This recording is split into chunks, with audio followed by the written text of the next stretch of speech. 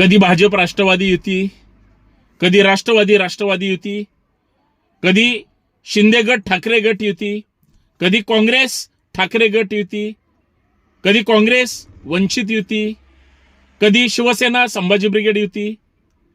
सगळे आघाड्या आपण बघतोय. आजपर्यंत जेवढे पक्ष पाहिले त्या प्रत्येकांच्या कुणासोबत ना कुणासोबत आघाड्या युत्या ह्या पाहायला मिळतात. पण सध्या अशा आघाड्या पाहतोय ज्यांच्या एका पक्षाचे दोन पक्ष झाले ते पण एकत्र येत आहेत, आणि जे कधीच एकमेकाचं तोंड पाहत नव्हतं ते पण एकत्र येत आहेत. मतदारांनी कुणाच्या पाठीशी उभं राहायचं?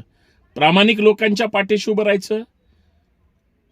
आयुष्यभर 5-5 वर्ष लढणाऱ्यांच्या पाठीशी राहायचं का आता फक्त इकडून तिकडे उड्या मारणाऱ्यांच्या पाठीशी राहायचं?